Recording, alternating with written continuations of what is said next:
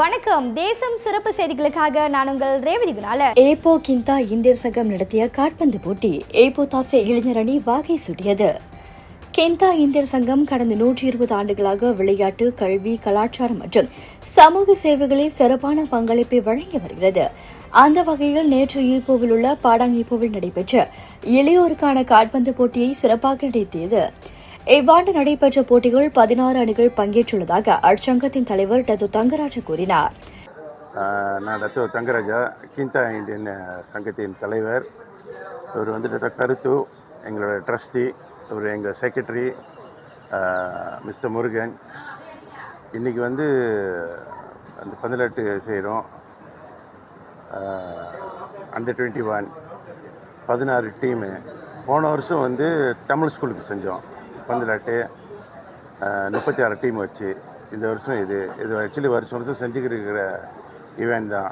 Kinta இந்திய சங்கம் start பண்ணது 1906. இந்த வருஷத்தோட 120 வருஷம் ஆச்சு.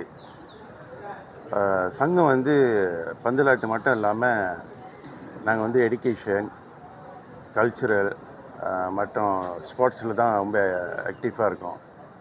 இப்போ மெயினாக எஜுகேஷனுக்கு கொஞ்சம் முக்கியத்துவம் கொடுக்குறோம். ஸ்டார்ட் பண்ணது நான் எடுத்தது 2024 எடுத்ததுலேருந்து எங்கள் டீமோடு நாங்கள் எஜுகேஷனுக்கு கொஞ்சம் கான்சன்ட்ரேட் பண்ணுறோம். அது ஸ்போர்ட்ஸும் விடல. ஸ்போர்ட்ஸ் நாங்கள் வருஷம் இப்போ நடத்திக்கிட்டு தான் வரோம். இதை கண்டினியூஸாக நாங்கள் செஞ்சுக்கிட்டு தான் வருவோம். இறுதி ஆட்டத்தில் ஈப்போ இளைஞர் அணியினர் 1-0 என்ற கோல் எண்ணிக்கையில் வசந்தன் காற்பந்து குழுவை வீழ்த்தியது. வெற்றி பெற்ற முதல் அணியினர் 1000 வெள்ளி மற்றும் இரண்டாம் குழுவினருக்கு 750 வெள்ளியும் வழங்கப்பட்டது. இன்றைய தினம் கிந்தா இந்திய சங்கத்தின் சார்பில் நடைபெற்ற 21 வயதுக்கு உரிய உட்பட்டவர்களின் காற்பந்தாட்டம் மிக சிறப்பாக நடைபெற்று முடிந்தது. இந்த நிகழ்வு ஈப்போ பாடாங் என்று பெருமையாக கூறப்படும் ஈப்போ மாநகரி அமைந்துள்ள திடலில் சிறப்பாக நடைபெற்று முடிந்தது. மொத்தம் 16 குழுக்கள் பங்கேற்ற இந்த நிகழ்வு இறுதிப் போட்டியில் கேஎஸ்ஆர் தாசே ஈப்போ என்ற இளைஞர் குழுவும் வசந்தன் எஃப்சி என்ற மற்றொரு சிறப்பு குழுவும் இறுதி ஆட்டத்தில் சந்தித்தனர். இவர்களில் கேஎஸ்ஆர் தாசே 1-0 என்ற கோல் கணக்கில் சிறப்பான ஒரு பெரிய வெற்றியை இன்று பெற்றனர். இந்த இளைஞர்கள் சிறப்பாக விளையாடி அதே நேரத்தில் நம்முடைய இந்தியர்கள் மத்தியில் இப்படி சிறந்த குழுக்கள் அமைவதற்கு இது போன்ற போட்டிகள் நிச்சயம் உதவி கொடுக்கும் என நான் நினைக்கின்றேன். அதே நேரத்தில் இந்த போட்டி விளையாட்டுகளில் கலந்து கொண்ட எல்லா தரப்பினருக்கும் KIA சார்பில் எங்களுடைய மனமார்ந்த வாழ்த்துக்கள், பாராட்டுக்கள்.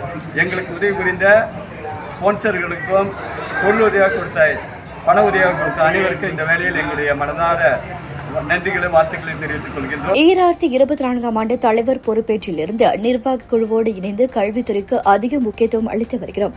அதே வேளையில் இளைஞர்களின் திறமைகளை வெளிக்கொணரும் வகையில் விளையாட்டுத் துறையையும் தொடர்ந்து ஊக்குவித்து வருகிறோம். மேலும் இந்நிகழ்ச்சி வெற்றிகரமாக நடைபெற ஆதரவு வழங்கிய நிதி உதவியாளர்கள், ஆதரவாளர்கள், ஏற்பாட்டாளர்கள், தன்னார்வலர்கள் மற்றும் பங்கேற்ற அனைத்து அணிகளுக்கும் அவர் நன்றி தெரிவித்தார்.